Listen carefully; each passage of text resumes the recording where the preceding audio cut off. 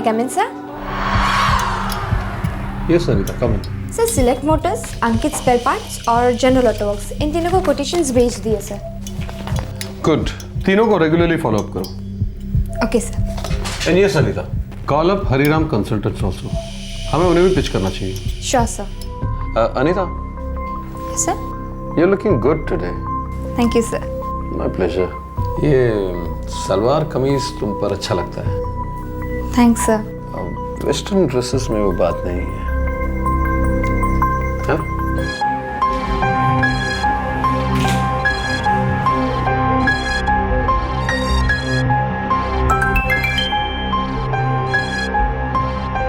Really, salwar kameez बहुत suit करते हैं तुमको।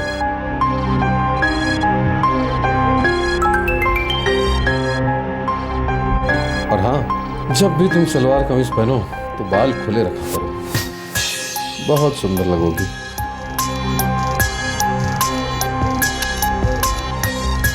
छोटे छोटे कॉम्प्लीमेंट्स, छोटी छोटी तारीफें, किसी भी महिला के लिए ये समझना बहुत मुश्किल होता है कि ये सिर्फ तारीफ है या फिर इसके पीछे कुछ छिपा है, कोई हिडन इंटेंशन। मुश्किल होता है ये पहचान पाना कि कहीं इन शब्दों में कोई दस्तक तो नहीं छुपी है। मुश्किल होता है ये समझ पाना कि तारीफों के ये पुल जिंदगी को किसी और ही रास्ते पर ले जा सकते हैं। पुरुषों के साथ कंधे से कंधा मिलाकर काम करते हुए औरतों को कई बार जुमलों और फिक्रों की गलियों से गुजरना पड़ता है, जो ज्यादातर उन्हें अच्छा तो नहीं लगता है, लेकिन उनकी समझ में यह नहीं आता है कि करें तो क्या करें। दस्तक तो सुनाई देती है, लेकिन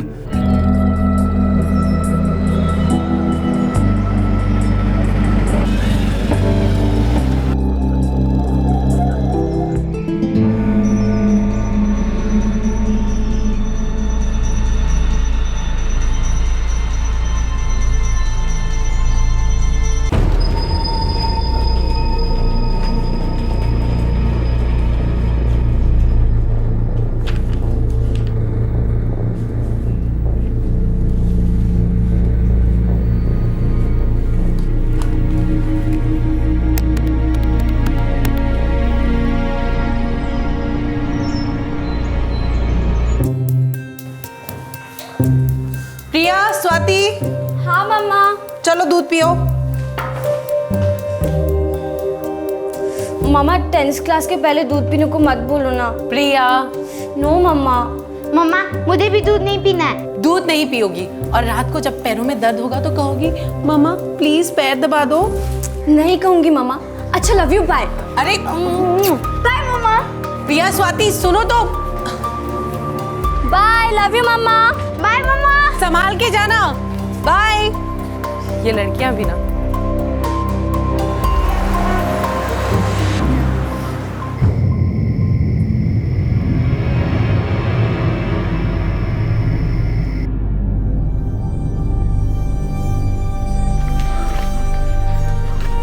दीदी ये मेरी पेन है ना? ठीक है।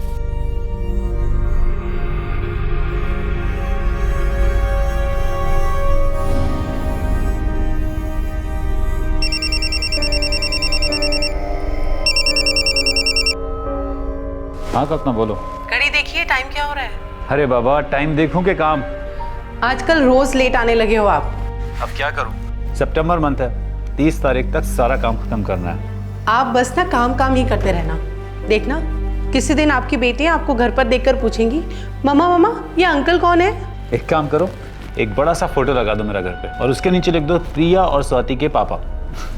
ठीक है, पर जल्दी आ जाओ। अरे हाँ बाबा, आ रहा हूँ थोड़ी देर में। भाई, अच्छा हाँ सुनो, खाना टेबल पर लगा दिया है, अगर मेरी आंख लग जाए तो प्लीज उठा देना। ठीक है, बाय बाय।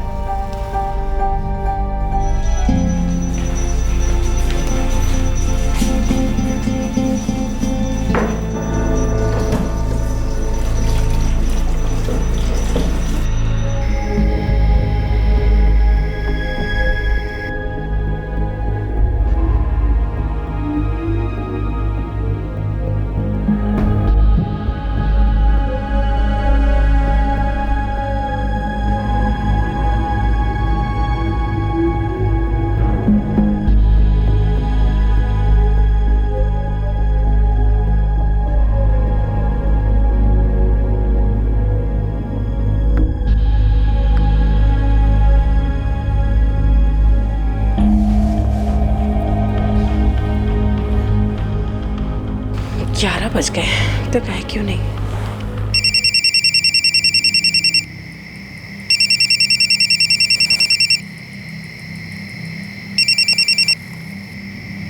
हाँ बोलो कल्पना। घड़ी देखिए 11 बज गए। बस आ ही रहा हूँ, थोड़ा सा काम बाकी है, तुम सो जाओ। Good night. ठीक है।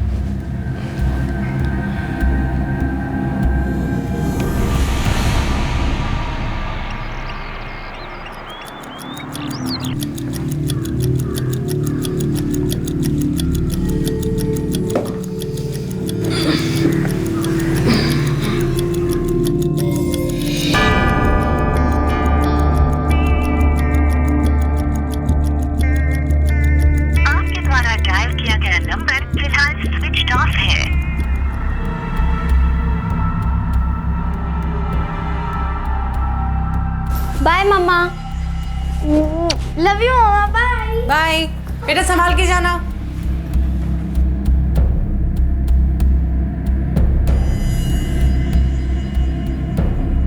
आपके द्वारा डायल किया गया नंबर फिलहाल स्विच ऑफ है।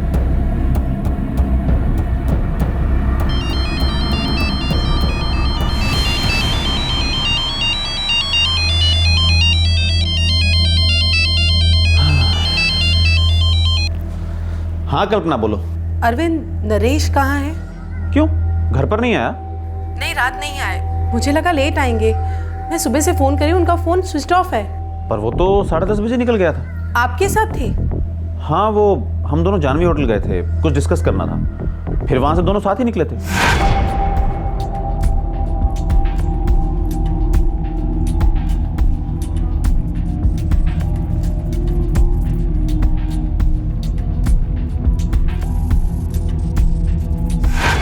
मैं सीधे घर आ गया, मुझे लगा वो भी घर ही गया होगा। 11:15 बजे मेरी आंख खुली तो मैंने फोन लगाया। उन्होंने कहा ऑफिस में कुछ जरूरी काम है। तो क्या वो दोबारा ऑफिस गए थे? पर मुझे तो उसने ऐसा कुछ नहीं बोला। अरविंद, मुझे बहुत टेंशन हो रही है। क्या आप मेरे साथ ऑफिस चलेंगे? शायद वहां जाके कुछ पता चले। हाँ ठीक है, मैं तैयार होके आता हूँ।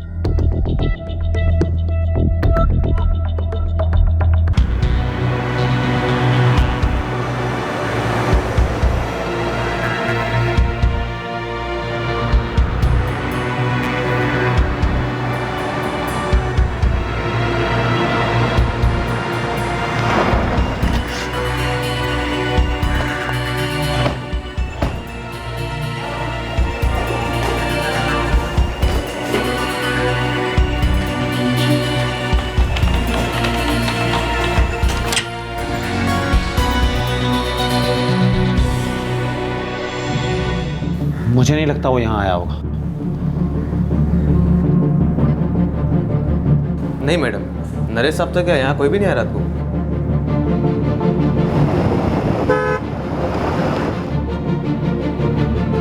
कहाँ गए होंगे? ना ऑफिस में है ना फोन लग रहा है। ऐसा पहले कभी नहीं किया नरेश ने।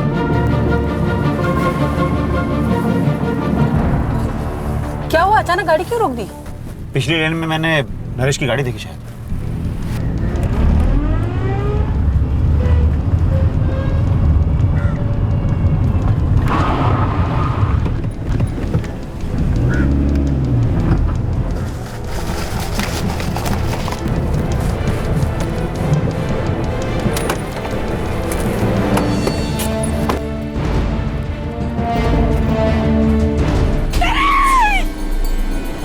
नहीं, किसी चीज को हाथ मत लगाना, मैं पुलिस को फोन करता हूँ।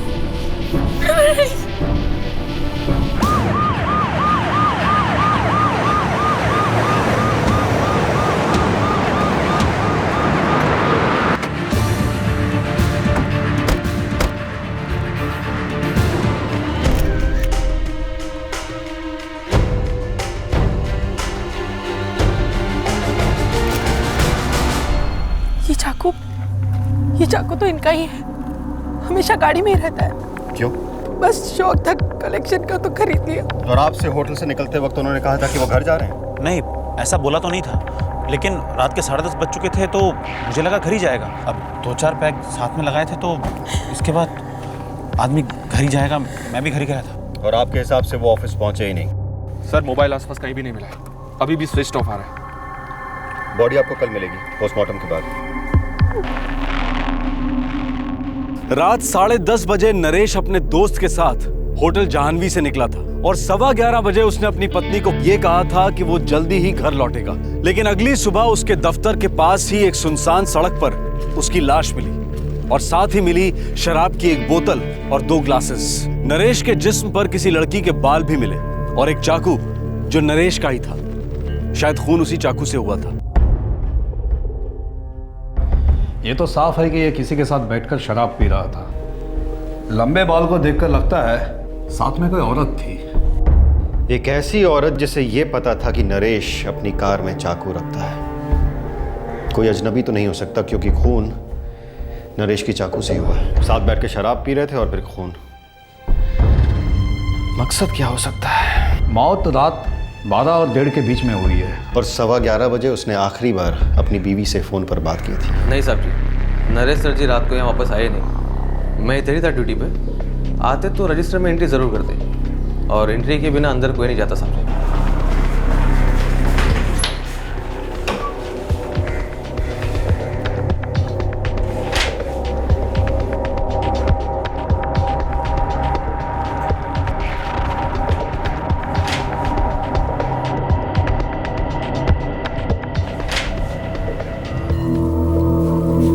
नरेश और किसी औरत के साथ मैं मान ही नहीं सकती इंस्पेक्टर साहब। सॉरी मैडम, पर हमें उनकी गाड़ी से लंबे बाल मिले हैं और हमें शक है कि उस वक्त उनके साथ कोई औरत होगी। No sir, it's impossible. Sir, मैं पिछले 12 साल से नरेश को जानता हूँ। हम दोनों एक ही ऑफिस में काम करते हैं। वो एक बहुत अच्छा इंसान था। अरविंद जी, मैंने ये कब कहा कि वो बहुत बुरे इंसान थे? मैं तो बस ये जानना चाह रहा हूँ कि उनका किसी औरत के साथ कुछ था तो नहीं? नहीं सर। यानी आप लोगों ने 2-4 पैग लगाए और फिर आप दोनों वहां से निकल गए? जी हाँ सर, अक्सर काम खत्म होने के बाद हम लोग उसी होटल में जाते थे 1-2 ड्रिंक के लिए। आए होंगे सर। नरेश भारद्वाज जी और अरविंद गुजराल जी को मैं जानता हूँ, हमारे रेगुलर कस्टमर्स हैं। रात को वो दोनों साथ में ही निकले थे? हो सकता है सर, अब रेगुलर कस्टमर्स हैं, इतना ध्यान कौन रखता है। वैसे आप चाहें तो सीसीटीवी फुटेज देख सकते हैं। सीसीटीवी लगा है? वरना तो अक्सर यही सुनने को मिलता है, बस 2-3 दिन में लगा है। ठीक है, फुटेज दे दो। हाँ सर, हम साथ ही निकले थे। मैं अपनी गाड़ी में बैठा और वो अपनी गाड़ी में। और ये करीब 10:30 बजे की बात होगी? जी हाँ सर।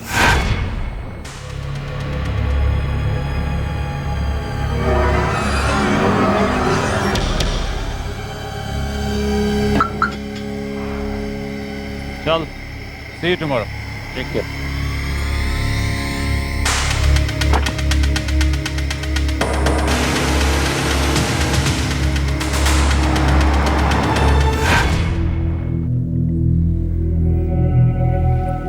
मैडम, आपको बॉडी कल सुबह मिलेगी।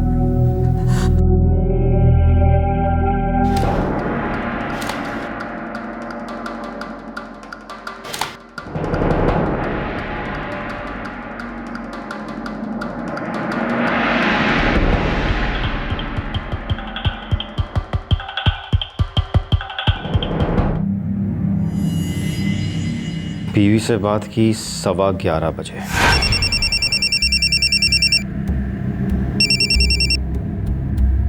हाँ बोलो कल्पना। और मौत हुई 12 और 1:30 के बीच। और तब तक वो किसी के साथ शराब पी रहा था। और फिर दोनों के बीच कुछ हुआ और गाड़ी में जो उसके साथ थी, फॉरेंसिक रिपोर्ट के हिसाब से कोई औरत थी और उस औरत ने 13 बार उस आदमी पर चाकू से वार किया।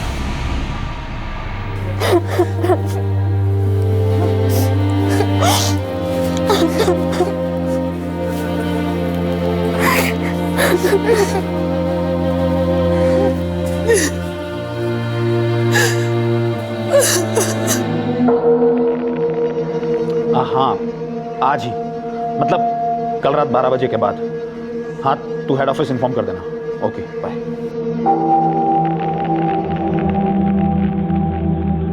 अरविंद, सच बताइए मुझे, क्या इनका किसी और औरत के साथ अफेयर था? नहीं कल्पना, कसम से मुझे इस बारे में कोई आइडिया नहीं है। और अगर मुझे पता होता तो मैं तुमसे क्यों छुपाता? हमारी फैमिली 12 साल से एक दूसरे को जानती है। भला मैं ऐसा क्यों करूंगा?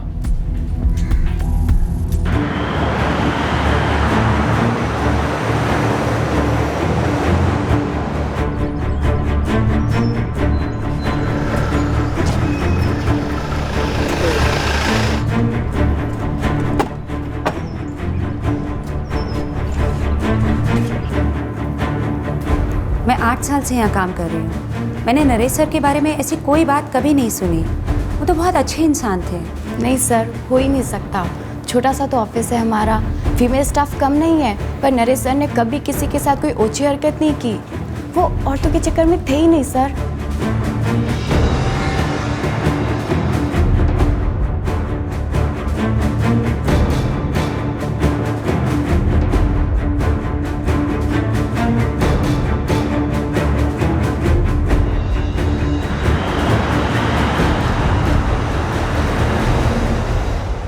ऑफिस में किसी को नहीं पता कि उस आदमी का किसी औरत के साथ लफड़ा था?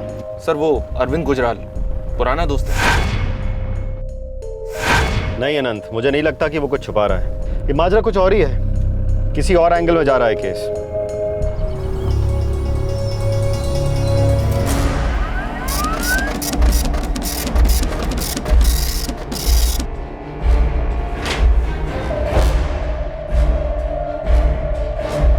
सर नरेश भारद्वाज को एक कॉल रात 9 बजे आया, तो उसकी बीवी कल्पना का। हाँ कल्पना बोलो। और फिर उसी से बात की 11:15 बजे। घड़ी देखिए। बस आ ही रहा हूँ, थोड़ा सा काम बाकी है। सेल फोन लोकेशन, पहले ऑफिस, फिर वहां से जानवी होटल के आसपास, उसके बाद शास्त्री नगर एरिया, फिर देहरादून मार्केट रोड से होते हुए रात 11:05 पर दोबारा जानवी होटल, उसके बाद ऑफिस के आसपास का वो रास्ता रात 11:15 बजे। एक मिनट 11:05 पे वो वापस जानवी होटल गया था और ज्यादा देर रुका भी नहीं। क्यों?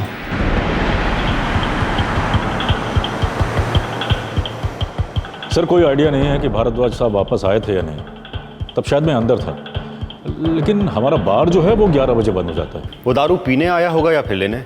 हो सकता है। बार कहाँ पर है? जी फर्स्ट फ्लोर। तो मतलब बाहर जाने के लिए वो रिसेप्शन क्रॉस किया होगा? जी हाँ। तो सीसीटीवी फुटेज में पता चल सकता है? जी हो सकता है। चलिए दिखाइए। जी आइए। ये रहा। हाँ सर, वो आए थे। मैंने ही बोला था उनको बार बंद हो चुका है। सॉरी सर, अभी लास्ट ऑर्डर भी हो चुका, बार क्लोज हो चुका है। सिर्फ आधा घंटे की बात है यार। रियली सॉरी सर, आजकल बहुत स्ट्रिक्ट है, 11 के बाद बार क्लोज हो जाता है। हो सकता है अंदर अकेले ही आया हो, पर गाड़ी में भी तो कोई बैठा हो सकता है। अच्छा, आपके होटल के पार्किंग लॉट में सीसीटीवी कैमरा है? हाँ है ना सर। 1 सितंबर की रात की रिकॉर्डिंग दिखाइए। जी।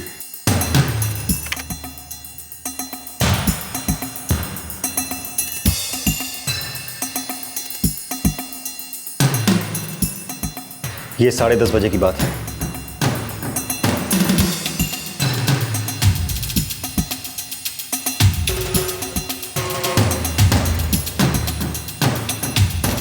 वहां देखिए सर, कोई है। एक मिनट, ये देखिए सर, नरेश भारद्वाज के साथ गाड़ी में कोई बैठा है।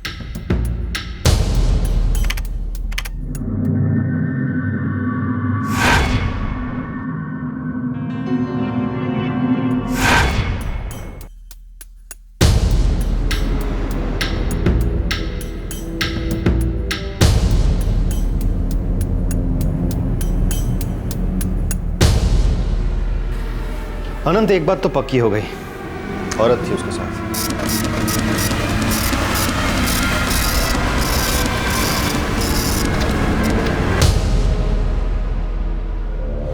फोरेंसिक जांच में नरेश भारद्वाज की लाश पर किसी औरत के बाल मिले थे, लेकिन अब पुलिस के हाथ एक ऐसा सुराग लगा था जिससे यह साफ हो गया था कि नरेश के साथ कोई औरत थी।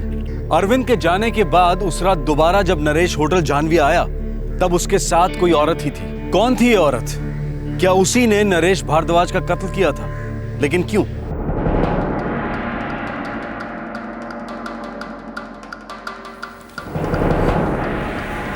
नहीं सर, मैंने इसे पहले कभी नहीं देखा।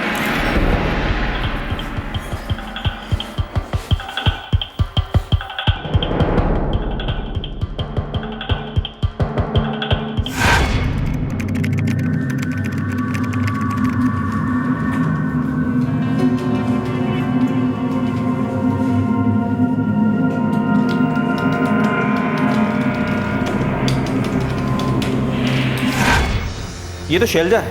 हमारे डेटा कलेक्शन डिपार्टमेंट में काम करती थी। आपके स्टाफ में से? जी नहीं, टेम्परेरी थी, डेटा कलेक्शन ऑपरेटर थी। हमारे यहाँ कुछ स्टाफ टेम्परेरी बेसिस पर अपॉइंट किया जाता है। पिछले साल तकरीबन 6 महीने के लिए काम पर थी। पिछले साल?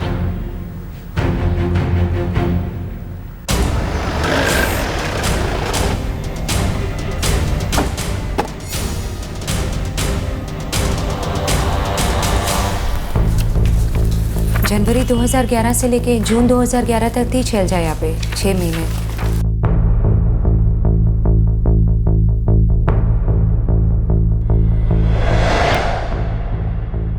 उसे नरेश भारद्वाज की सिफारिश पे रखा गया था यहाँ पर? जी हाँ।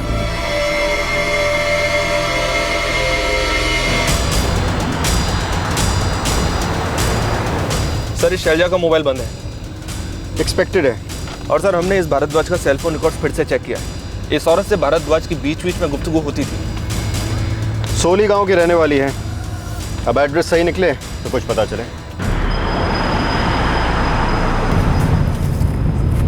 सच बताइएगा, शैलजा का और नरेश का क्या रिश्ता था? सच में कल्पना, मुझे इस बात का कोई आइडिया नहीं। हाँ, ये सच है कि नरेश की सिफारिश पर उसे नौकरी मिली थी और तकरीबन 6 महीने तक उसने काम किया। लेकिन नरेश और उसमें ऐसा कुछ होगा, इस बात का रत्ती भर भी अंदाजा नहीं।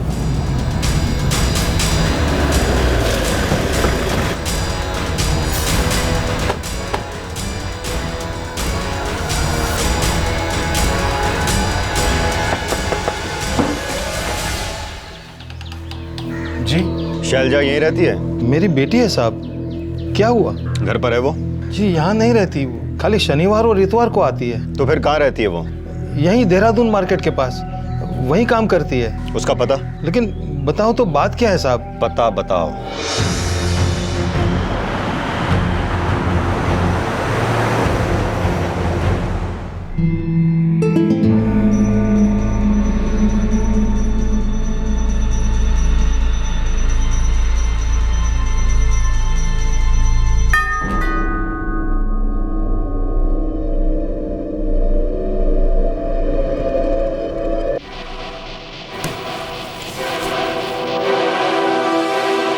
एक सितंबर की रात क्या आप नरेश भारद्वाज के साथ थीं?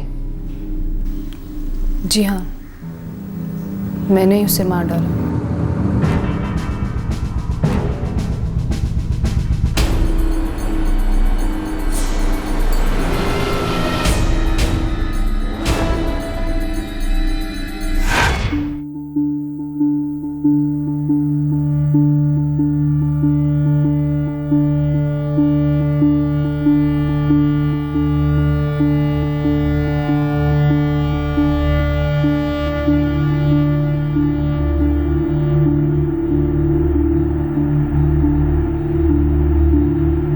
बहुत अच्छा प्रोग्रेस है तुम्हारा Selja. Thank you sir.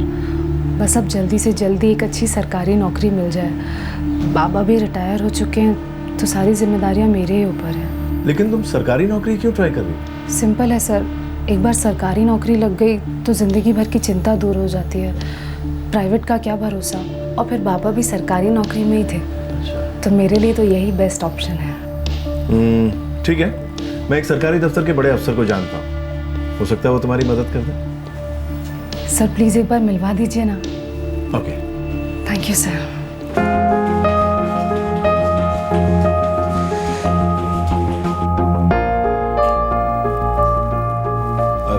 Shailaja मेरे कोचिंग क्लासेस की ब्राइट स्टूडेंट है सर।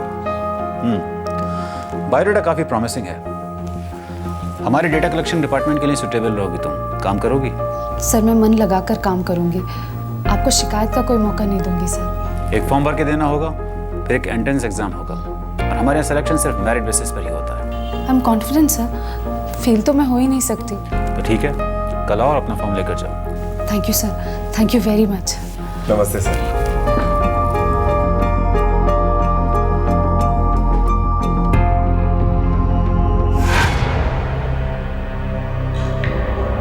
तीन दिन में ऑफिस के चक्कर काटती रही, 3 दिन। वो मुझे 3 बजे आने को कहते और शाम 6 बजे तक बिठा कर रखते।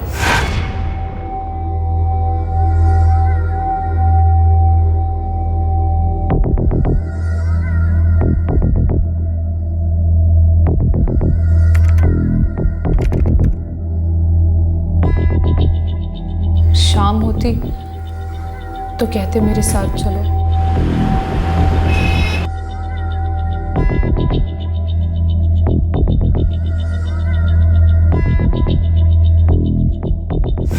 उसने फॉर्म नहीं दिया? दिया, पर 4 दिन बाद। 3 दिन तक वो तुम्हें ऑफिस में बुलाकर बैठाता था, फिर बाहर ले जाता था। कभी तुमने उससे पूछा नहीं कि तुम्हें फॉर्म क्यों नहीं दे रहा है? कभी सोचा नहीं कि वैसा क्यों कर रहा है? मुझे नौकरी चाहिए थी। लेकिन नौकरी फिर भी नहीं मिली।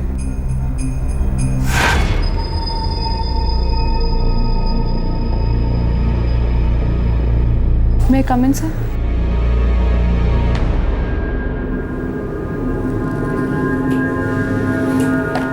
I'm sorry Shailja. सर मैंने बहुत अच्छे से पेपर लिखा था, मुझे समझ में नहीं आ रहा मैं फेल कैसे हो गई। दीपक सर तो बोलते हैं। शैलजा, मैं देखता हूँ ना मैं क्या कर सकता हूँ तुम्हारे लिए। रिलैक्स शैलजा, मैं किस लिए हूँ? एक काम करते हैं, तुम्हारा मूड ठीक करते हैं, साथ में डिनर करते हैं। और रही बात जॉब की, तो उसकी चिंता तुम बिल्कुल छोड़ दो, मैं हूं ना।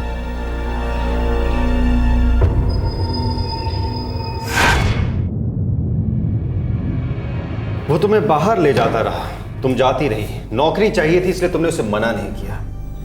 बच्ची तो नहीं थी तुम? समझ नहीं आ रहा था उसका मकसद क्या है, क्या चाहता था वो? थोड़ा थोड़ा समझ में आता था सर, नजर भी आता था, पर मुझे नौकरी की बहुत ज़रूरत थी सर। उनकी सिफारिश से मुझे टेम्परेरी जॉब मिल गई। शैलजा, एक बात नोटिस की है तुमने? जब से तुम्हारी नौकरी लगी है, तुम्हारा चेहरा बहुत खिल गया है ना? तुम्हें खुश देखकर मैं बहुत खुश हूं। अगर कुछ गिफ्ट दूं तो मना मत करना। अब रोज ऑफिस आओगी तो तुम्हें अच्छे कपड़े तो चाहिए है ना? मुझे कुछ नहीं चाहिए था सर, फिर भी मुझे उनके साथ जाना पड़ता था। वो जो देते लेना पड़ता था। मना करती तो जिद करने लगते, पीछे पड़ जाते थे। टेम्परेरी जॉब था सर मेरा, उनकी मर्जी से था। वो चाहते तो मुझे एक्सटेंशन मिल जाता, एक दिन परमानेंट हो जाती मैं। सब कुछ जानते हुए भी तुम चुप रही, किसी से शिकायत नहीं की? किससे करती सर, और कौन सुनता मेरी? मेरी तो नौकरी चली जाती।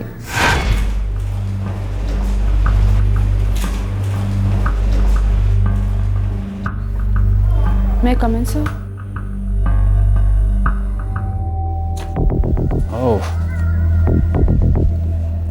सर मुझे ये जॉब चाहिए, मुझे बहुत ज़रूरत है इसकी। शैलजा, तुम्हें काम पे रखना मेरे हाथ में था, अगर 6 महीने के बाद एक्सटेंशन देना डिपार्टमेंट के हाथ में होता। इस मामले में मैं कुछ भी नहीं कर सकता। I understand sir, thank you for all your help. आपका एहसान मैं कभी नहीं भूलूंगी। शैलजा,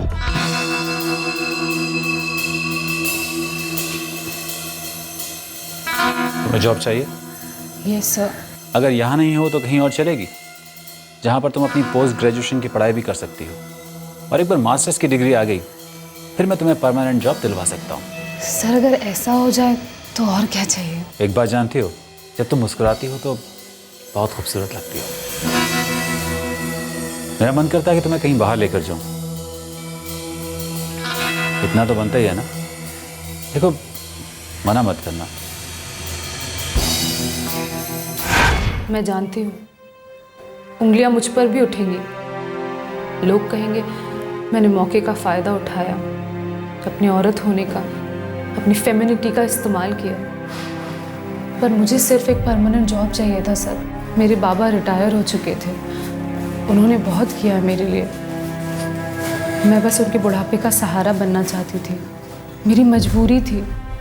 नरेश सर के साथ मैं कभी अपनी मर्ज़ी से नहीं गई, पर मुझे डर था कि मना करूँगी तो मेरी नौकरी चली जाएगी। शिकायत करती भी तो किससे, कौन सुनता मेरी? लोग तो यही कहते कि नौकरी छोड़ दो, पर नौकरी छोड़कर भी क्या होता? इज्जत तो लड़की की ही जाती है सर। मेरे लिए तो एक तरफ कुआं और एक तरफ खाई। बोलती तो इज्जत और नौकरी दोनों चली जाती, इसलिए चुप रही। पर चुप रहकर भी क्या मिला? थक चुकी थी, तंग आ चुकी थी, अंदर ही अंदर गुस्सा उबल रहा था। हर दिन वो मुझे बाहर ले जाना चाहते थे, कभी शॉपिंग कभी डिनर। मुझे ये सब अच्छा नहीं लगता था, ना ही मैंने अपनी मर्जी से किया। पर उन्हें मेरे मन से क्या लेना देना। नौकरी जाने के डर से अपना गुस्सा भी पी गई। अब लगता है इतना रुकना नहीं चाहिए था, पहले ही उन्हें कह देना चाहिए था कि मुझे ये सब पसंद नहीं है। डर गई थी, समझ नहीं आता था क्या करूं। नरेश सर का फोन आया था।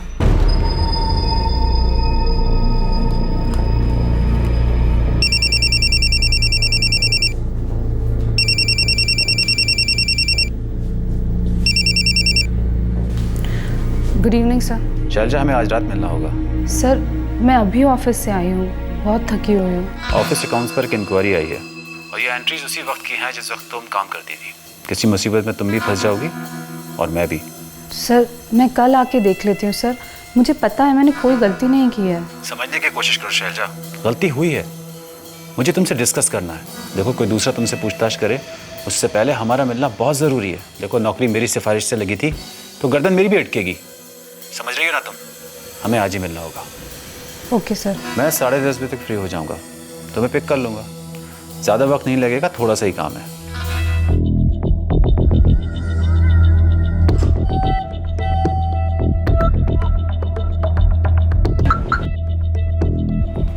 चल, see you tomorrow. Take care.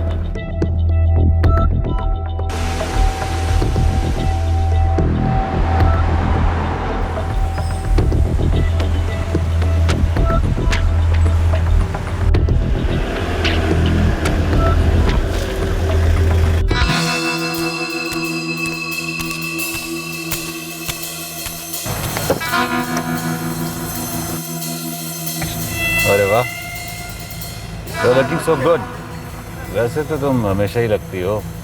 Sir क्या बात करनी है sir?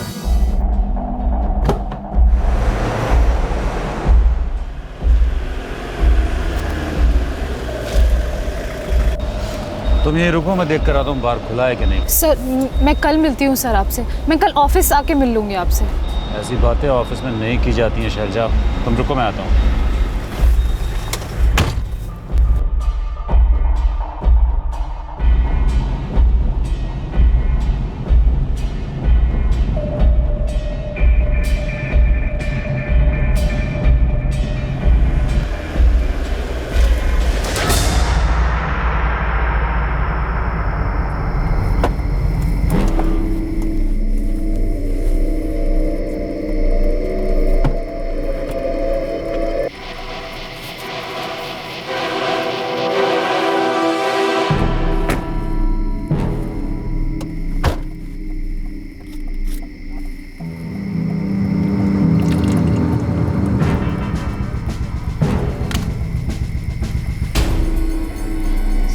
Sorry sir, I don't drink.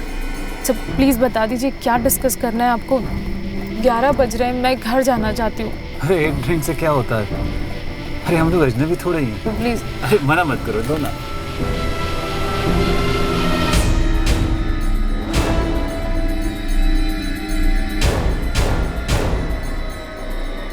दे दो ना, come on, cheers.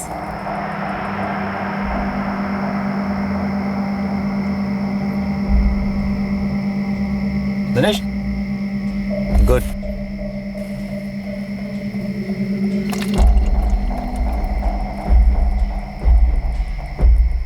Come on Shailaja, दो ना, पियो।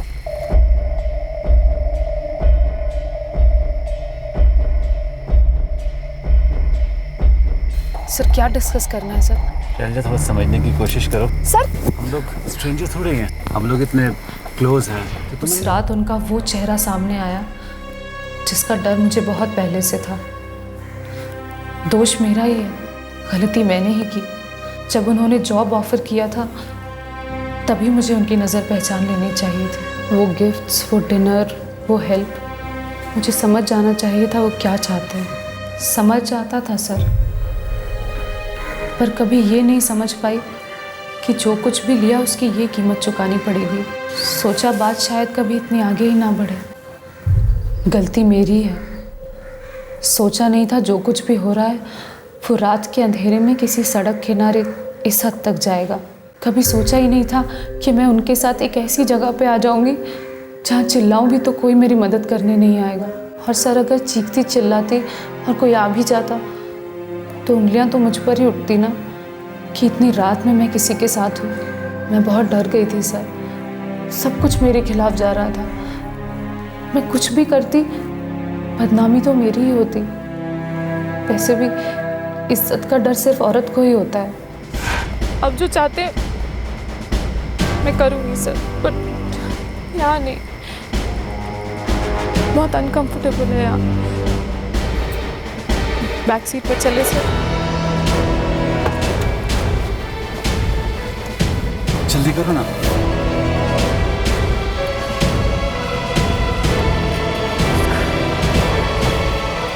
चल जाओ ना। तो मैं आ रही हूँ सर।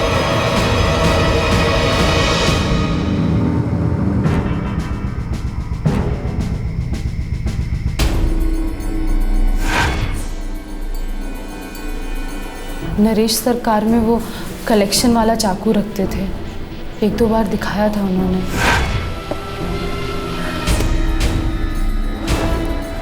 मैंने उनका फ़ोन उठाया, सिम के टुकड़े टुकड़े किए, फिर अपना फ़ोन भी बंद कर दिया। जानती थी ये सब कमज़ोर कोशिश है। मैंने जो किया है एक ना एक दिन मुझे भुगतना ही है। मुझे पता था मैं पकड़ी जाऊंगी। उस रात के बाद सर आज तक अपने घर से बाहर नहीं निकली। खिड़की के पास बैठी रहती थी, डरी, सहमी सी, उदास सी। हाँ, गलती मेरी है, सारा दोष मेरा है। मैंने जुर्म किया है और मैं अपना जुर्म कबूल करती हूँ।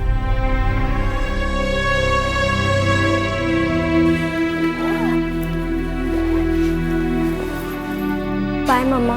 बाय मम्मा। बाय बेटा।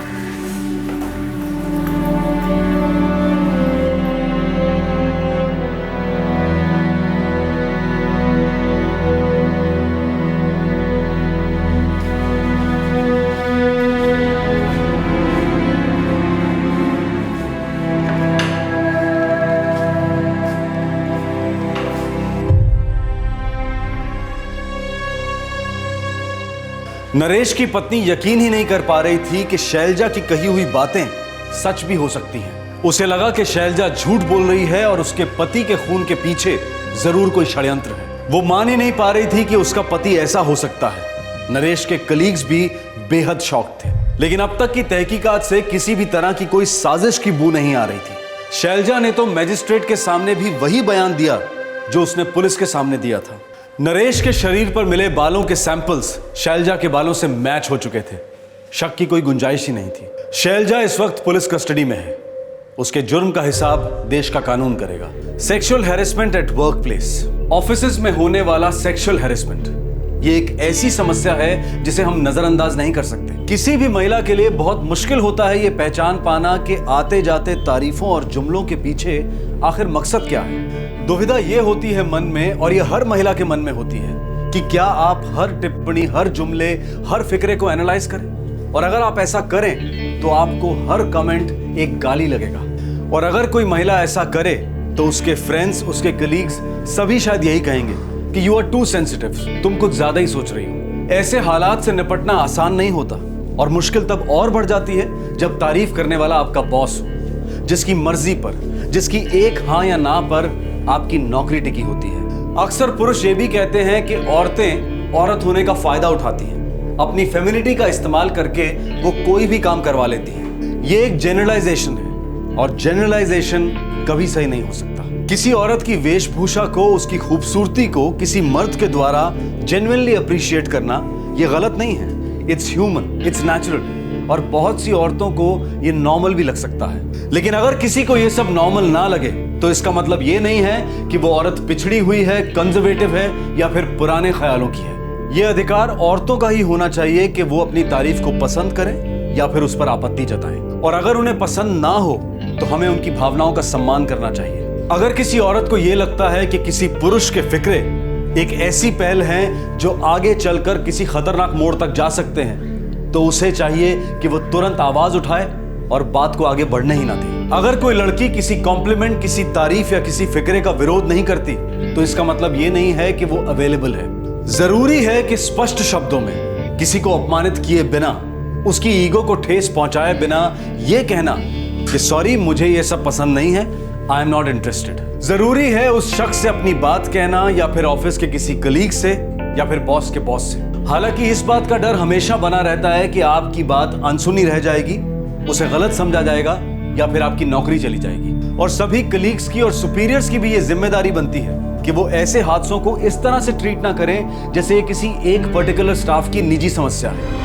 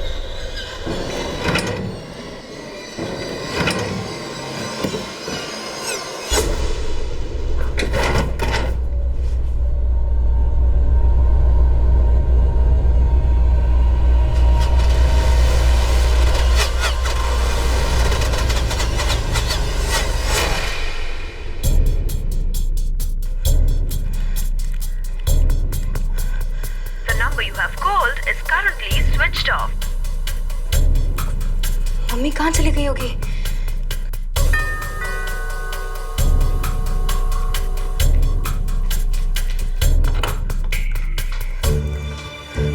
मनीष, हाँ मम्मी ने कुछ बताया था क्या? मतलब कहीं जाने वाली थी क्या? नहीं, क्यों? मम्मी घर पे नहीं है? वो तो घर पर नहीं है, तभी तो पूछ रही हूँ। कंपाउंड में मम्मी की गाड़ी भी नहीं है और अलमारियां भी खुली पड़ी है। क्या दीदी, कहीं घर पे चोरी तो नहीं हुई?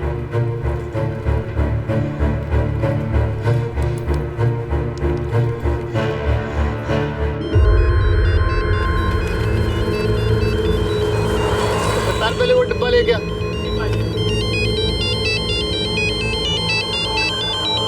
हाँ सिमरन पुत्र। मामा जी, मम्मी आपके घर आई है क्या? अब पुत्र मैं तो दुकान पे हूँ, मेरे को नहीं पता। तू नाना को फोन कर लेना। जी मामा जी।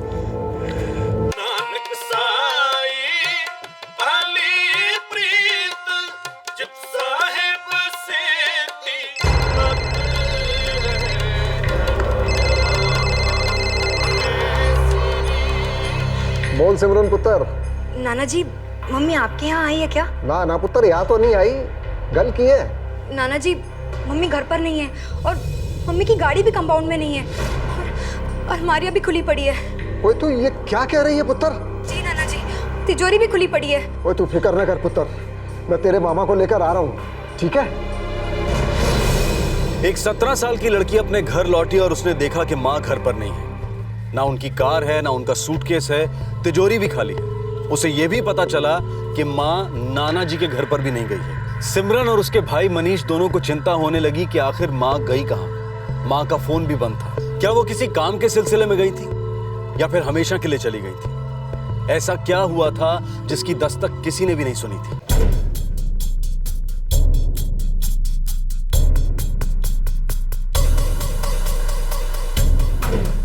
और मामा जी, वहां ऊपर वहाँ मम्मी सूटकेस रखती थी, वो भी नहीं है।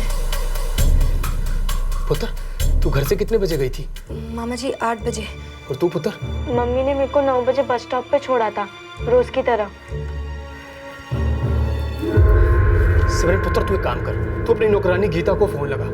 तुम दोनों के जाने के बाद वो घर पे ही होगी। मैं तब तक रवि को फोन लगाता हूँ।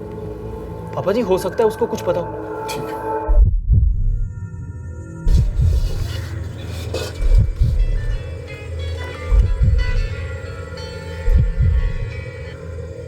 हाँ सिमरन दीदी जी। गीता, तू कितने बजे तक घर पर थी? मैं 11:30 बजे तक दीदी जी। क्यों, क्या हुआ? मम्मी ने कुछ बोला, कुछ बताया कि वो कहीं जाने वाली थी, ऐसा कुछ? नहीं दीदी जी। ठीक है। कुलजीत जी से कल शाम को बात हुई थी, आज सुबह से तो एक बार भी बात नहीं हुई। हाँ, और रवि तू है कहाँ? मुंबई से आ रहा हूँ, हाईवे पर हूँ। बताइए क्या हुआ, सब ठीक तो है ना? हाँ, कुलजीत घर पे ही नहीं है, उसका फोन भी बंद है और उसकी गाड़ी भी नहीं है। और यहाँ पे अलमारी खुली हुई है, तिजोरी भी खुली हुई है, उसका सूटकेस, कपड़े सब के सब गायब हैं। पर कुलजीत जी बिना बताए तो कहीं जाती नहीं, और अगर कहीं जाना भी हो तो मनीष या सिमरन को बोलकर ही जाती हैं। कुलजीत जी का मोबाइल नंबर क्या है? 444-678-768। नाइक, ये नंबर की लोकेशन ट्रैक करो। Yes sir. पति कहाँ है उनके? जी वो 4 साल पहले गुजर गए हार्ट अटैक से।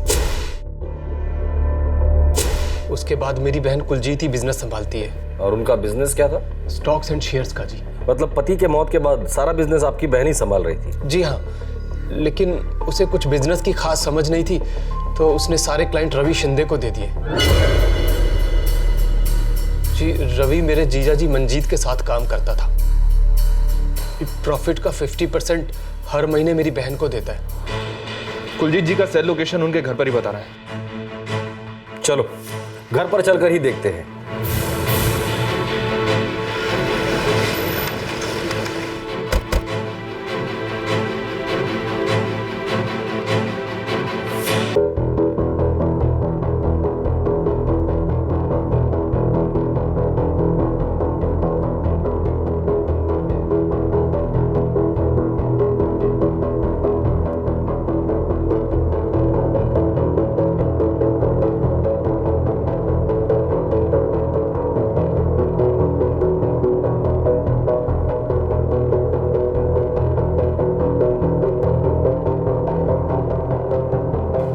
सर, अंदर कोई गड़बड़ तो नजर नहीं आ रही है।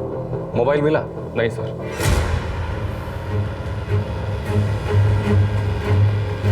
आप में से किसी ने अलमारी या सामान को छुआ तो नहीं? हाँ सर, मैंने। वो मम्मी नहीं दिखी तो। आपके कहने के मुताबिक ऊपर रखा हुआ सूटकेस भी गायब? हाँ जी। गाड़ी कौन सी थी? स्विफ्ट है जी, ब्लू कलर की। देख के नहीं लगता कि कोई गड़बड़ हुई है, ऐसे मालूम पड़ता है कि खुद अपनी मर्जी से चली गई।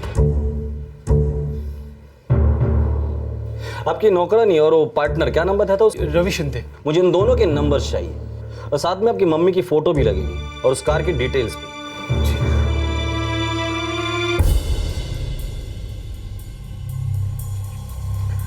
नाइक, हर पुलिस स्टेशन में इस औरत का फोटो, कार के डिटेल्स और डिस्क्रिप्शन भेज देना। Yes sir. और वो काम वाली, उसका क्या हुआ? घंटे भर में पहुंच जाएगी सर, और वो रवि शिंदे शाम को 7 बजे तक आ जाएगा। सुबह 11:30 बजे तुम घर से निकल गए? हाँ सर, 11:30 बजे मैं काम खत्म करके चली गई थी साहब। ये मेरा रोज का ही टाइम है साहब। मैडम, मैं चलती हूँ मैडम। हाँ ठीक है गीता।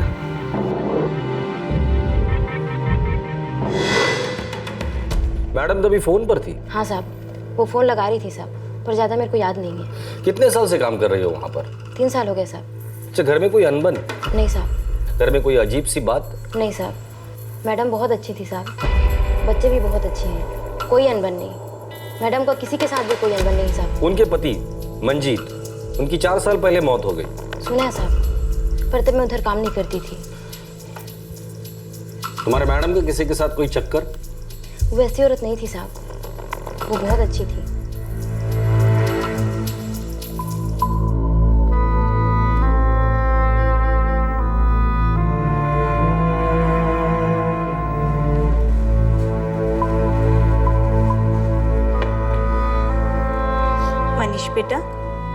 सिमरन चलो खाना खा लो। चल बेटा। सिमरन चल तू आ जा। मम्मी ऐसा कभी नहीं करती है, बिना बताए कभी नहीं जाती है, वो भी गाड़ी और कपड़े लेकर तो कभी नहीं जाती। डर लग रहा है, गहने वहने भी गायब है, कहीं कोई अनहोनी। ओए तू चुप कर, फोन ले जाना भूल गई होगी, आ जाएगी रात तक। पुलिस वालों को मम्मी का फोन नहीं मिला है। फोन का लोकेशन वो लोग घर बता रहे हैं, पर अब तक फोन नहीं मिला है उन्हें। रो मत पुत्र।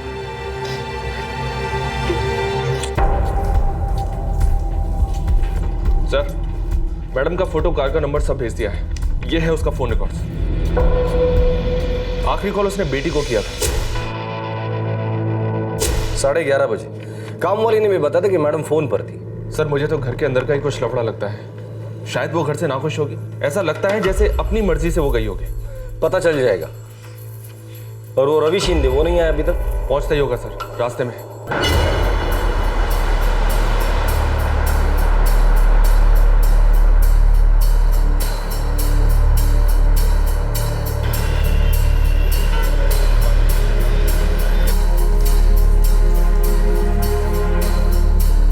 मुंबई गया था सर, काम के सिलसिले में। आप स्टॉक और शेयर्स का बिजनेस करते हैं ना?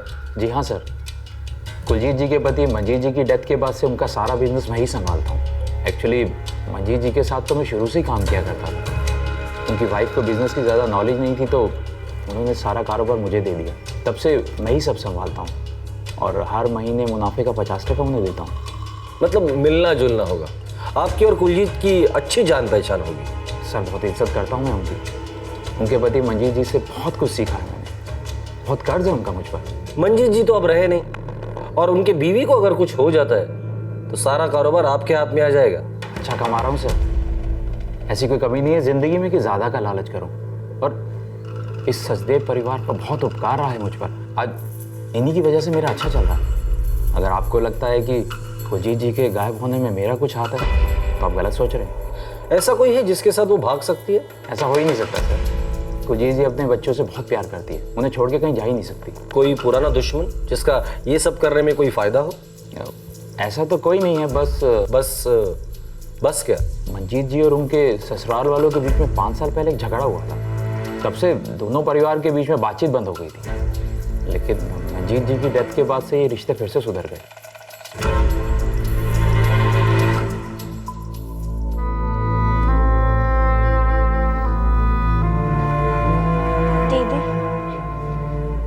ऐसे नहीं जा सकती है, हमें ऐसे छोड़ के नहीं जा सकती है मम्मी। मनीष, मम्मी कहीं नहीं गई है।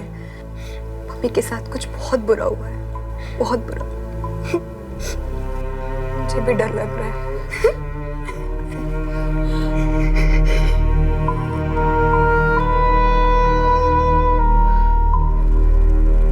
ऐसा कैसे कर सकती है कुलजीत? 2 बच्चों की माँ है वो। गड्डी, जेवरात, कपड़े सब लेकर चली गई।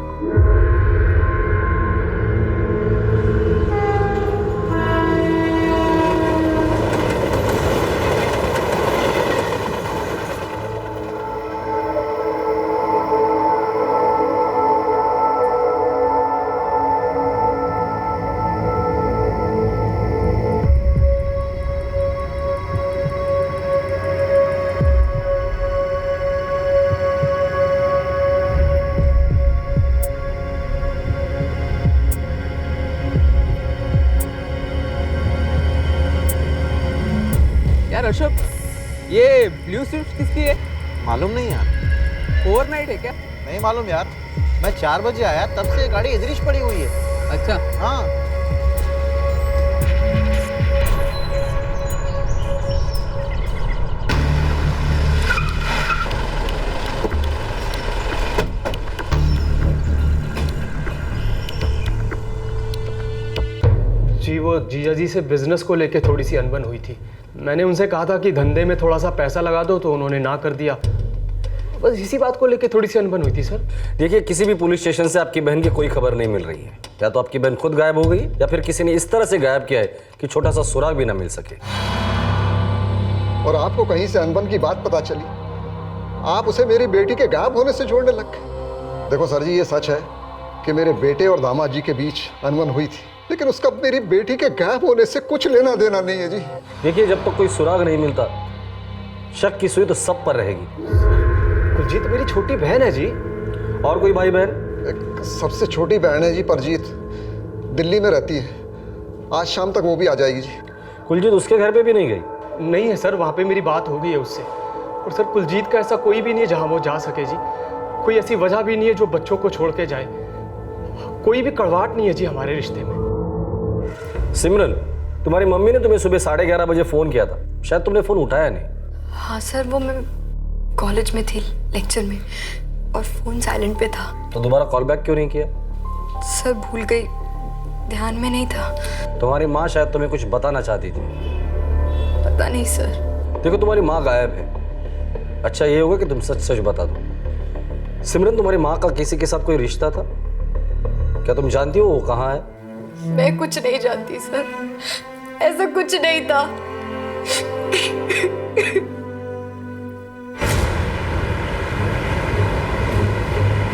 नाइक, हो ना हो, इस फैमिली के अंदर ही अंदर कुछ ना कुछ तो गड़बड़ जरूर है, बस हमें वो नजर नहीं आ रही है।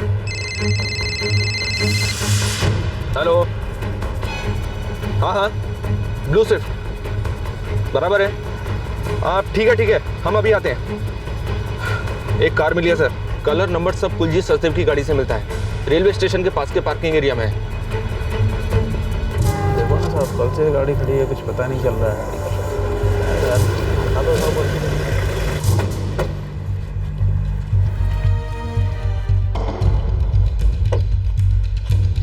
नाइक, गाड़ी लॉक भी नहीं की है। कल से गाड़ी इधर ही खड़ी है साहब, इसीलिए मैंने थाने फोन किया था साहब। पार्किंग की कोई पर्ची है? उस पर कोई नाम है? हाँ सर। जी साहब।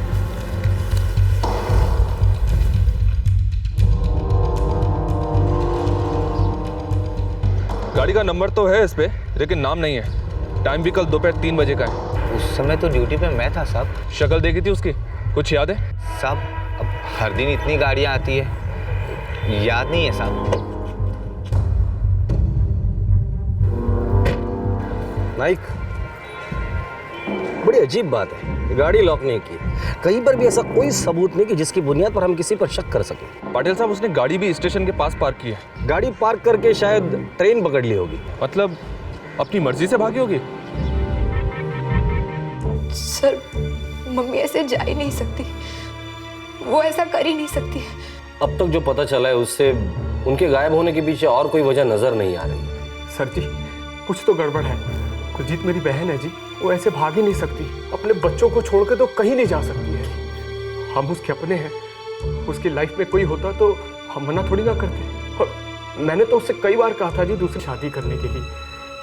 सिर्फ 36 साल की उम्र में विधवा हो गई थी वो। देखिए, अगर इसमें कोई साजिश है तो हम लोग इसे सूंघ ही लेंगे। सच का पता लगे बगैर हम लोग चुप नहीं बैठेंगे। पर अभी तक जो भी सबूत हमारे सामने है, जैसे कि खुद की गाड़ी से जाना, साथ में कपड़े और गहने लेकर जाना, कार पार्क करना, वो भी स्टेशन के सामने, ये सारी चीजें इसी तरफ इशारा करती कि उन्होंने पहले से ही तय किया था उनको कहां जाना है।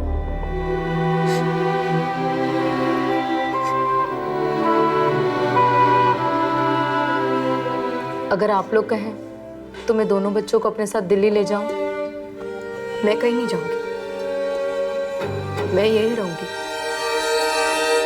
मम्मी हम दोनों को छोड़कर जा ही नहीं सकती, मैं नहीं मानती। वो यही है और वो वापस आएंगी। मैं दिल्ली नहीं जाऊंगी, मैं कहीं नहीं जाऊंगी।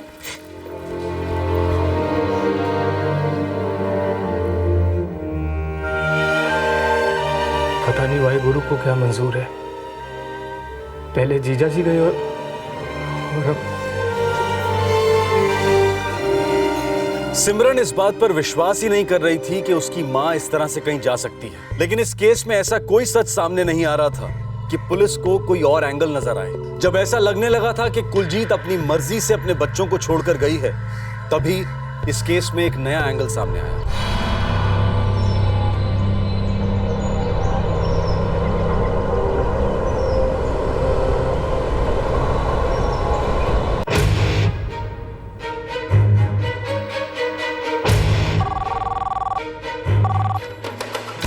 हेलो, नाइक खरड़े बोलते हैं। हाँ खड़े साहब बोलिए, कैसे याद किया? नाइक घाट के पास एक बॉडी मिली है। हम मिसिंग पर्संस की रिपोर्ट्स क्रॉस चेक कर रहे थे, तभी लगा कि हमें जो बॉडी मिली है वो उसी कुलजीत सचदेव की है जो आपके एरिया से गायब है।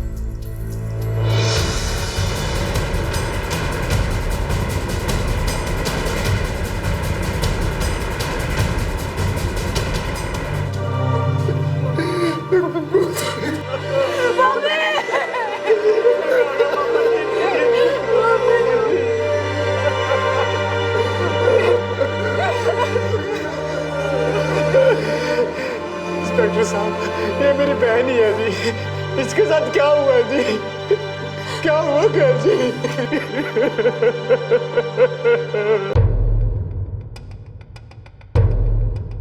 सुबह एक फोन आया, एक आदमी घाट के पास से गुजर रहा था, उसने बॉडी देखी।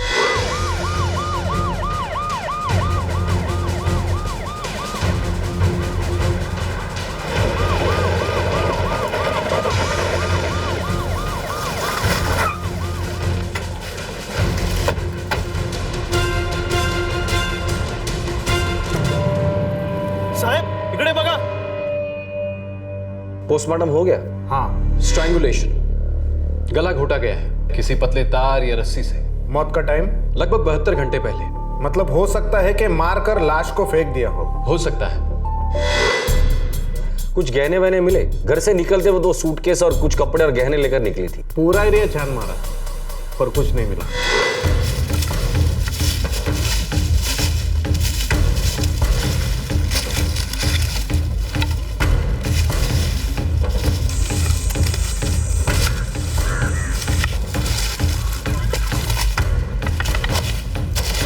कोई आइडेंटिफिकेशन नहीं, बॉडी पर भी कुछ नहीं था। फिर हमें 5 अगस्त की आपके पुलिस स्टेशन की मिसिंग रिपोर्ट मिली, फोटो देखा और आप लोगों को इन्फॉर्म किया।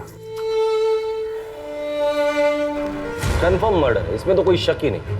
जिसके साथ वो भागी थी उसने पहले मारा है फिर घर लूटा, या फिर पहले घर लूटा, इसको मारा और बॉडी घाट के पास फेंक दी। कार रेलवे स्टेशन के पास पार्किंग एरिया में मिली और पार्किंग टाइम था दोपहर 3 बजे। और कुलजीत को आखिरी बार काम वाली ने देखा था सुबह 11:30 बजे। मैं चलती हूँ मैडम। हाँ ठीक है गीता। अगर इसी कार को बॉडी डंप करने के लिए इस्तेमाल किया है तो मारने वाले के पास बॉडी डंप करके कार पार्क करने के लिए पूरे 4 घंटे। कपड़े गहने सब गायब हैं। कहीं ऐसा तो नहीं कि सारा ड्रामा हम लोगों को गुमराह करने के लिए किया गया? लगता तो ऐसा ही है सर, जैसे ये मैडम खुद अपनी मर्जी से घर से भागी। और बॉडी भी घर से इतनी दूर लोनावाला में मिली। भाई कभी सिर्फ ये पता करना है कि मैडम भागे किसके साथ। कोई करीबी होगा सर, अच्छी पहचान वाला।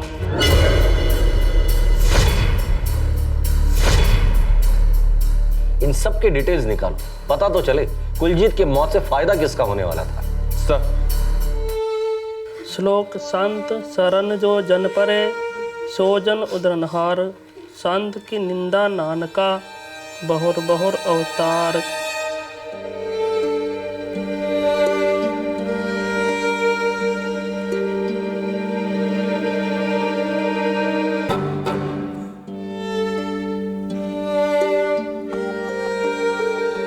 नहीं नाना जी, मैंने कहीं नहीं जाना, मैंने यही रहना है। मनीष का स्कूल, मेरा कॉलेज, सब यही है। हम दोनों यहीं पले बड़े, हमें कोई नए शहर नहीं जाना। बेटा यहाँ रहेगी तो यादें पीछा करेंगी। नहीं मौसी, हम दोनों को कहीं नहीं जाना। आप लोग प्लीज जबरदस्ती मत करो।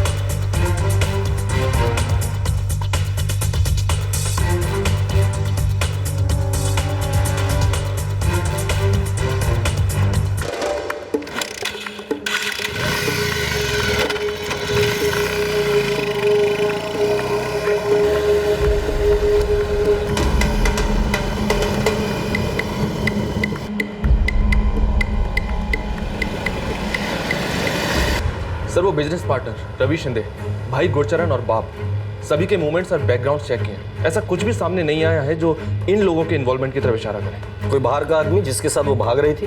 लोनावला के होटल चेक किए सर, पुणे स्टेशन की टिकट बुकिंग भी चेक की।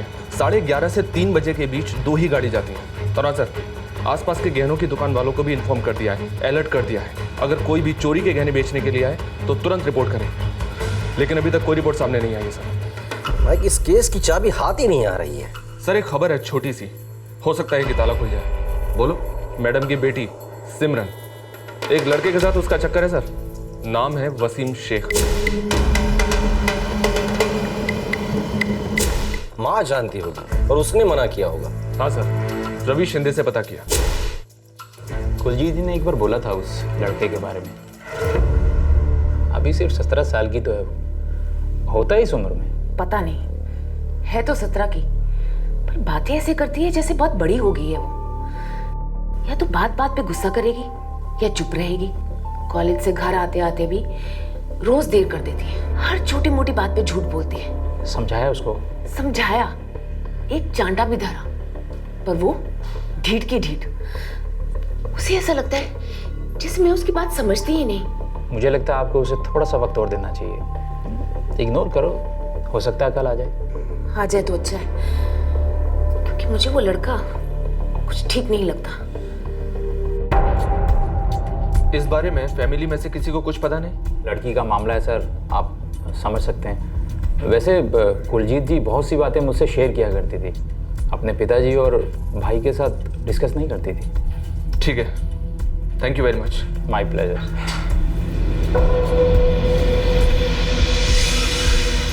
सिमरन, सबसे पहले उसी ने देखा कंपाउंड में कार नहीं है।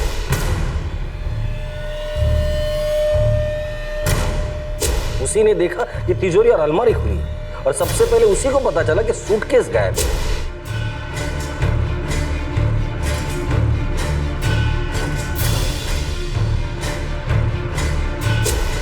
यकीन नहीं होता।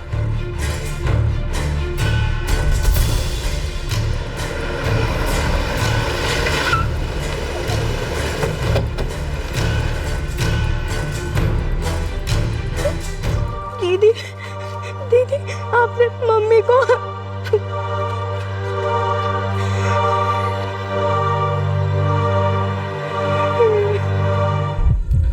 सिमरन, एक छोटी सी खबर लगी है हाथ में तुम्हारे और वसीम शेख के बारे में। दोनों एक दूसरे से प्यार करते थे।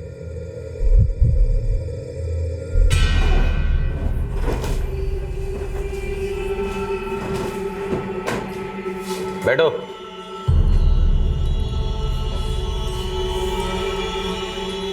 सच कहूं तो हमें तुम पर इतना सा भी शक नहीं हुआ। आखिर बेटी हो तुम उसकी, वो भी सिर्फ 17 साल की। ये तुम्हारे और वसीम के फोन रिकॉर्ड्स हैं।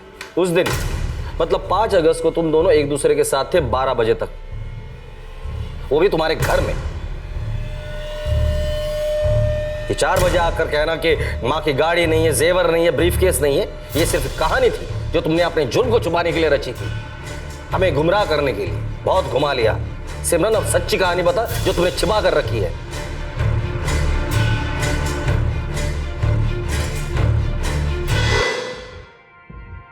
वसीम, मम्मी कभी नहीं मानेंगी, वो हमें कभी साथ नहीं रहने देंगी।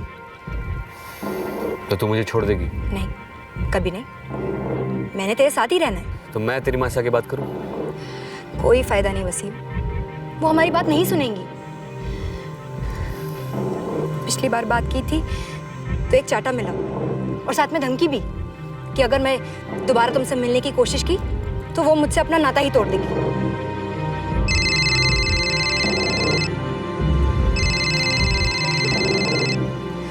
ये देखो, पुलिस की तरह नजर रखती है मुझ पर, कहाँ हूँ, किसके साथ हूँ, क्या कर रही हूँ। देख सिमरन, हम अभी मिलते हैं, ये बात छिपने वाली तो है नहीं। तो अभी जाके साफ साफ बात कर लेते हैं।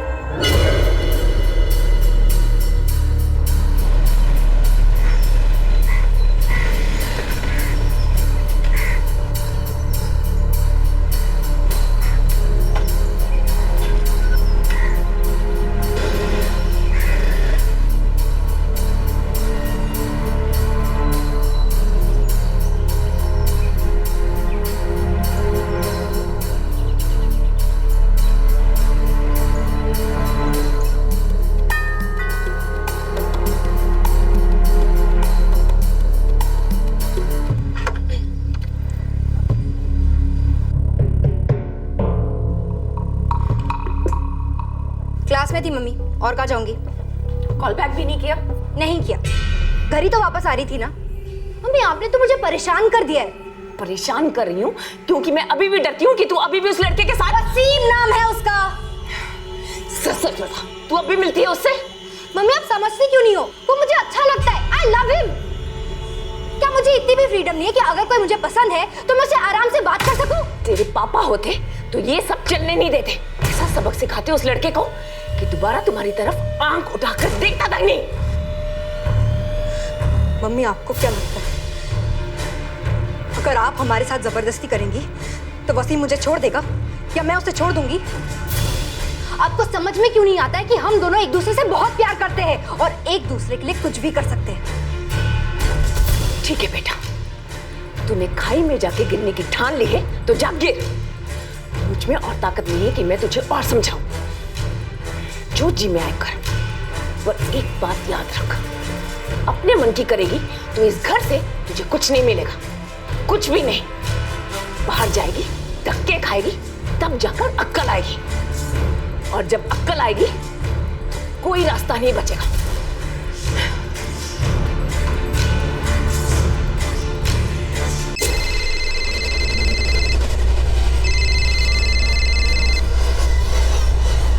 हेलो,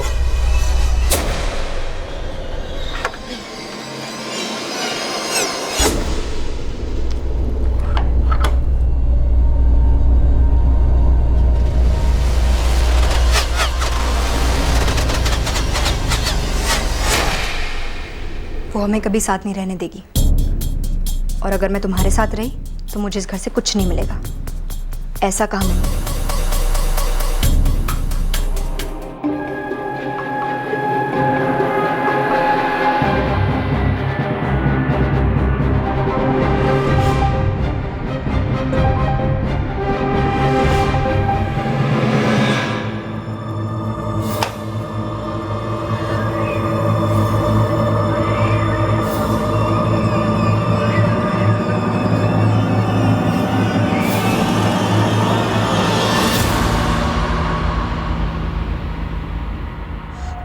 Oh my God, ये हमने क्या कर दिया? तुम्हारी माँ तो गई, अब वसीम, तुम्हें कार ड्राइव करनी आती है? हाँ। हटो।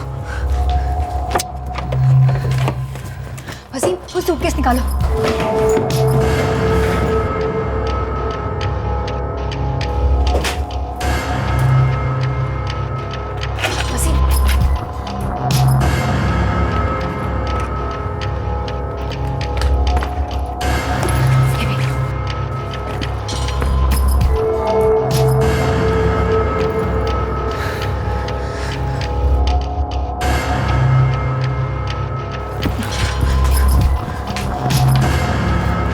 वसीम, इसे यहीं पर ही तोड़कर फेंक दो।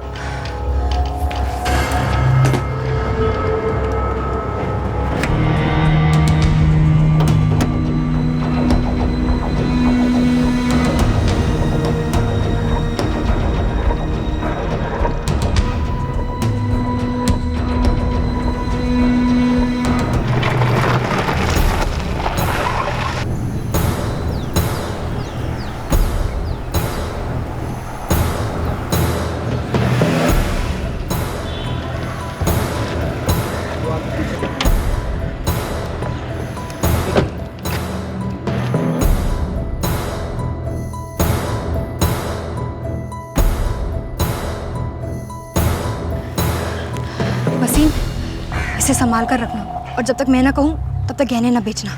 ओके।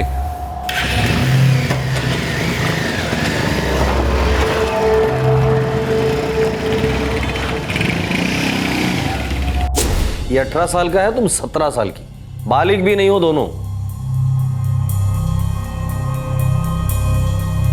सिमरन, वो माँ थी तुम्हारी, पर फिर भी वो मेरी फीलिंग्स नहीं समझ पा रही थी, इसलिए तुमने उसे मार डाला। तो और क्या करती मैं?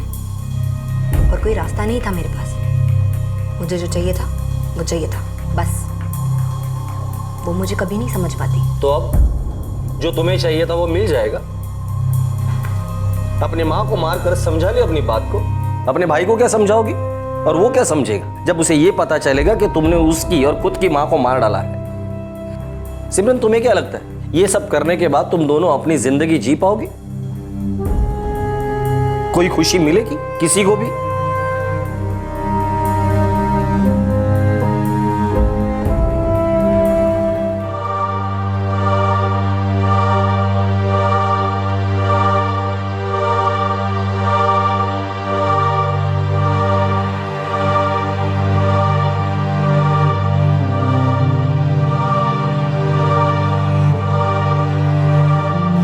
जिस सूटकेस में कुलजीत के कपड़े और गहने थे वो वसीम के घर पर मिला। वसीम के परिवार को भी उतना ही गहरा सदमा लगा जितना कि सिमरन के नाना के परिवार को। सिमरन को अपने किए पर जरा भी अफसोस नहीं था, लेकिन कुछ महीनों के बाद उसे अपनी गलती का एहसास हुआ। वो रोई, बहुत रोई, क्योंकि उसने अपनी माँ को खो दिया था। जुवेनाइल होम में 3 महीने गुजारने के बाद उसे जमानत मिल गई। उसके नाना ने उसे छोटे भाई मनीष के साथ दिल्ली उसकी मौसी के घर भेज दिया। सिमरन के नाना अब भी सदमे में हैं कि उनकी नातिन ने उनकी बेटी की, अपनी माँ की इस तरह से जान ली। टीनेज में जब बच्चे विरोध करने पर उतर आए तो उन्हें रोकने के लिए डांट डपट हर घर में बहुत आम सी बात है। सख्ती से उनके विरोध को दबाया भी जाता है, लेकिन अक्सर परिणाम कुछ और ही निकलते हैं। बच्चों के मन में गुस्सा बढ़ता जाता है, उबलता रहता है, जो उन्हें कुछ भी करने पर मजबूर कर सकता है। हम ये नहीं कह रहे हैं कि ऐसा ही होता है, पर आम तौर पर ऐसा होता दिखाई देता है। वो विरोध का सुर, वो विरोध एक दस्तक है जिसे सुनकर बड़ों के लिए यह तय करना बहुत मुश्किल हो जाता है कि क्या करना चाहिए। मैं आपको एक कहानी सुनाता हूँ। एक लड़की थी, 7th क्लास में पढ़ती थी, लगभग 12-13 साल की। एक दिन वो स्कूल से वापस आई और उसने अपनी माँ से कहा कि माँ, मेरी क्लास में एक लड़का है, वो मुझे बहुत पसंद है और मैं उससे शादी करना चाहती हूँ। माँ सुनकर हक्का बक्का रह गई, बहुत गुस्सा हुई। उसकी समझ में नहीं आया कि वो अपनी बेटी की इस बात का क्या जवाब दे। शाम को जब पति घर आए तो उन्होंने बेटी की ये बात उन्हें बताई और कहा कि तुम्हारी बेटी ये बक रही थी। पिता ने कहा ठीक है, मैं बेटी से बात करूँगा। उन्होंने बहुत शांति से अपनी बेटी से बात की तो बेटी ने वही बात दोहराई कि पापा, मैं उस लड़के से शादी करना चाहती हूँ। तो पिता ने कहा ठीक है बेटा, तुम उससे शादी कर लेना, लेकिन अभी तुम्हारी उम्र बहुत छोटी है, तुम्हारी पढ़ाई भी पूरी नहीं हुई है। एक बार तुम्हारी पढ़ाई पूरी हो जाए, तुम शादी करने के लायक हो जाओ तो हम तुम्हारी शादी उससे करवा देंगे। तब तक तुम उस लड़के से रोज मिलो, क्योंकि वो तो तुम्हारी क्लास में ही पढ़ता है। उससे बातें करो, उसे जान लो और पहचान लो। लड़की बहुत खुश हुई और माँ हैरान रह गई कि ये पिता अपनी बेटी को क्या सलाह दे रहे हैं, कितनी अजीब सी सलाह दे रहे हैं। लड़की बहक रही है और ये उसे और बहका रहे हैं। पति ने अपनी पत्नी से कहा, बी काम, डोंट वरी, परेशान होने की जरूरत नहीं है, हमें उसकी शादी आज तो नहीं करवानी है। कुछ महीने बीत गए। लड़की दोबारा अपने पिता के पास आई और उसने कहा कि पापा, मुझे आपसे बात करनी है। तो पिता ने कहा कि हाँ बेटा बोलो। बेटी ने कहा कि पापा, मुझे अब उस लड़के से शादी नहीं करनी है। पिता ने कहा ठीक है बेटा, लेकिन ये तो बताओ कि बात क्या हुई। उसने कहा कि पापा, क्लास में एक दूसरा लड़का है जिसे मैं पसंद करती हूँ और मैं उससे शादी करना चाहती हूँ। पिता ने कहा ठीक है बेटा, अगर तुम खुश हो तो हम भी खुश हैं। लड़की खुश हुई और चली गई। 26 साल बाद वो लड़की बड़ी हो चुकी थी और 3 साल के एक बच्चे की माँ बन चुकी थी। एक शाम वो अपने माता पिता के साथ बैठी थी। उसके मन में एक सवाल आया। उसने अपने पिता से पूछा कि पापा, आपको याद है जब मैं छोटी थी तो मैंने आपसे कैसी जिद की थी और आपने हाँ भी कह दी थी, लेकिन सच बताइए कि क्या आपने दिल से हाँ कही थी? पिता ने कहा हाँ बेटा, मैंने सीरियसली हाँ कहा था, क्योंकि मैं जानता था कि तुम में अपने जिंदगी के फैसले लेने की समझ आ जाएगी। मुझे भरोसा था तुम पर। लड़की मुस्कुराकर अपने पिता की तरफ देखने लगी। आपसे फिर मुलाकात होगी क्राइम पेट्रोल दस्तक में एक और नए केस के साथ। क्राइम पेट्रोल के और भी दिलचस्प कहानी देखने के लिए हमारे चैनल को सब्सक्राइब करें और बेल आइकॉन दबाना न भूलें।